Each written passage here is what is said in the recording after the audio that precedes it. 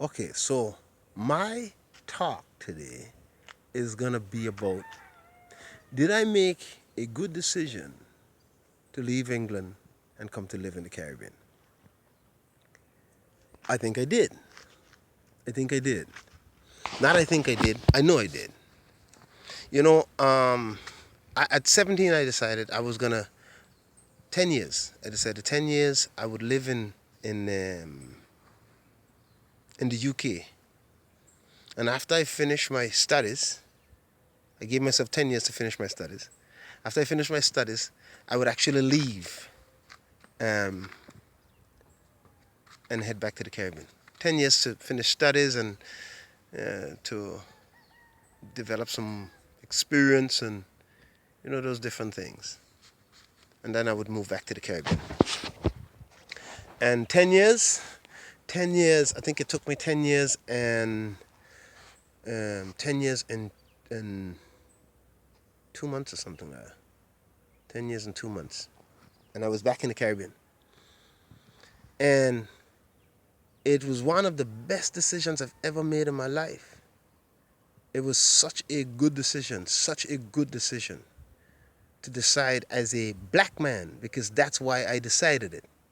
If England was more receptive to black people, maybe I would have decided to, no, not maybe, I would have decided to live there. But I found that bigotry was such a major part of the diet in England that it was no way that I wished to live. I didn't want to live. I mean, you see, the problem is that bigotry is as pungent as the smell of shit. And no one wishes to live surrounded by the smell of shit. And therefore I would live in the Caribbean. I'm glad I did. So I would like to impress on other Caribbean people finding themselves living outside of the Caribbean, and say to you that there are opportunities in the Caribbean. They may not seem as if there are opportunities because most people are looking in one direction. But while everybody's looking over there, you look back here and you recognize that there's opportunities right here. Opportunities like what? Okay, in the Caribbean, not live in England, choosing to live in the Caribbean has allowed me, because in the Caribbean, we're pretty free. We're pretty free. Yeah, we have politics, but we're pretty free. You can grow some food. I grow food. I promise myself that everything that I consume, as long as it's a vegetable, it'll never be bought from a shop. Not after, not after probably the next 3 months. It'll never be bought from a shop. No onions, no potatoes, no cabbage, no carrots, nothing. If I don't have it, I don't eat it. That's it. And these simple gardening methods, just that most people have become fooled by their television. You see, I don't have one in my house. Most people have become fooled by their television that they have to rely on everything that everybody else provides. The Caribbean is a beautiful lifestyle, I'm not saying it doesn't come with its challenges. It comes with its challenges, but it's beautiful. At night when I sleep, it's beautiful. When I'm awake, it's beautiful. When I go to the beach, it's beautiful. It has its niggling issues, but those niggling issues are not the stench of shit. And that is what's most important in your life, that you be at peace with yourself. You know what I'm saying? And I find that in the Caribbean, you can very well be at peace with yourself, especially as a person of my persuasion.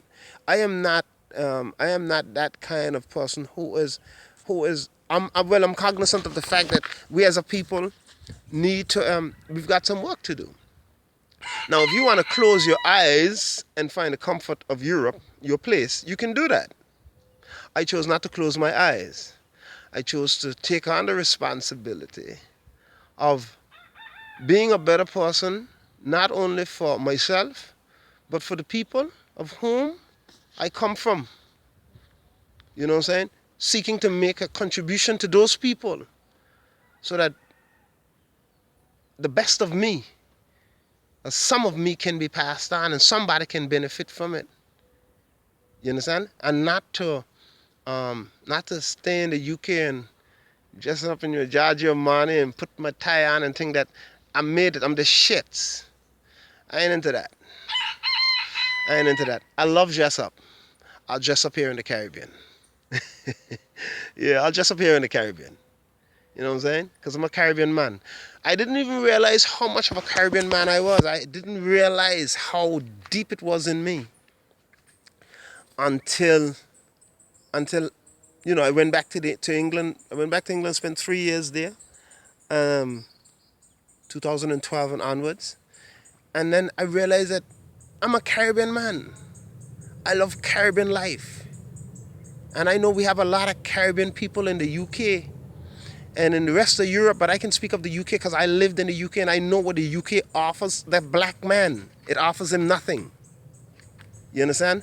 When I went back to the UK for that 3 years, I see friends who I've known, who I've respected, and who I thought were giants.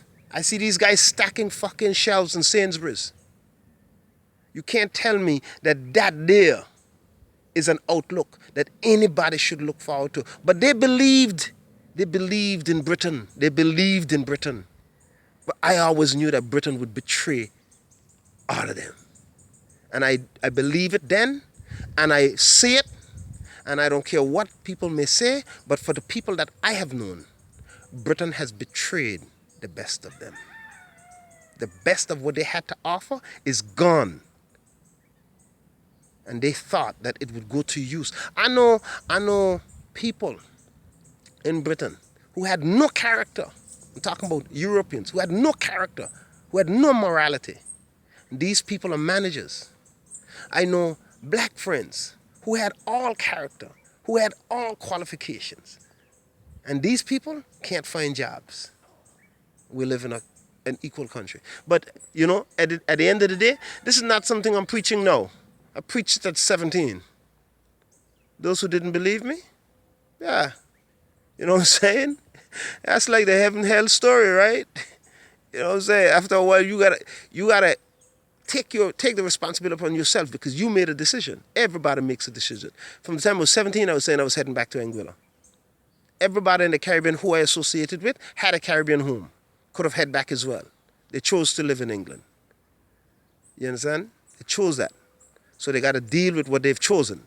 But for the youth, and this is for you, 18, 19, 20, 21, 22, 23, 24, 25, 26, 27, 28, 29, 30, 31, up to 35. You can move back to the Caribbean up to 40. You can move back to the Caribbean and make a life in the Caribbean in 10 years that you couldn't make in Britain in 30. I can guarantee that. I can guarantee that. You understand what I'm saying? I've met guys who've moved back home here to Anguilla as well, who say exactly the same as I say. And they moved back older than I was when I moved back. I was 27. And they moved back older. And these guys are thanking their lucky stars to have moved. I know a guy, he's so English. He lives here in Anguilla, so English. That guy will not go back to England. You know what I'm saying? He is so English. He stands out like a sore thumb. And he will not leave Anguilla. He's been here for maybe 15 years. He will not leave. And he's mixed race. You understand what I'm saying? He's mixed race. And he prefers here. He knows that here is more welcoming to not black people, to all people. All people. You understand what I'm saying? In comparison, in Britain, you get a little tan and you're likely to be told, I'm not saying it's that bad, but you know what I mean? At the end of the day, listen, all communication is not only verbal or using the five senses. There's a lot of communication which is intuitive. There's a lot of things that people show you and think that they don't show you. They don't realize what they're showing you. And you get a lot of that in England. You walk into stores where people look at you in a way, they look at you in a way as if you can't afford to be there, and they don't even have a tenth of the wealth that you have. Not even a tenth. You understand what I'm saying? So that's something. But I would say every black man, once you have acquired an education, get out of their countries, come back and build the Caribbean. Because the Caribbean is a gold mine. And in time to come, everybody will come down here and they'll be digging. When you come, they would have already set up their systems and you won't be able to get in. You understand what I'm saying? And more of one people can actually change the Caribbean. It needs to be more of us. See ya.